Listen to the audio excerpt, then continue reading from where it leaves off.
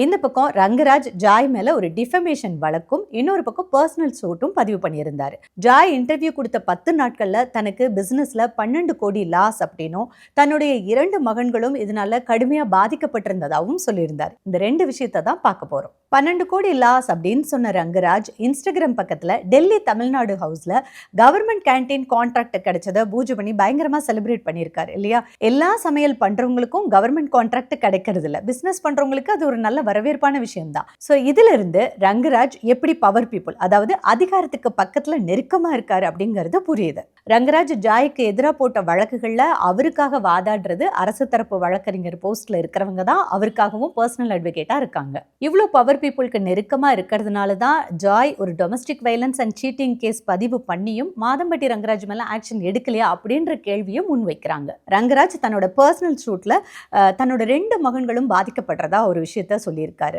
42 வயசான ரங்கராஜுக்கு 2 வருஷம் முன்னாடி தன்னோட பிள்ளைங்க பாதிக்கப்படுவாங்க, இந்த மாதிரி ஒரு இல்லீகல் ரிலேஷன்ஷிப்குள்ள போகிறது தப்பு, இது டிசிப்ளினான விஷயம் இல்லை அப்படின்றது தெரியாதா, புரியாதா என்ன?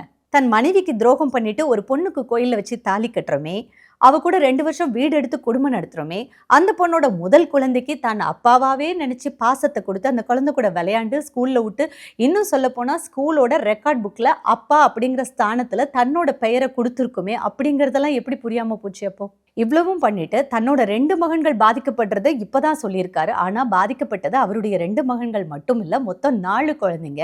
ஜாயுடைய முதல் மகன், ஜாய்க்கும் ரங்கராஜுக்கும் பிறக்க போற குழந்தை. இந்த 4 குழந்தைங்களோட நிலைமையை நினைச்சாலே ரொம்ப கஷ்டமா இருக்கு.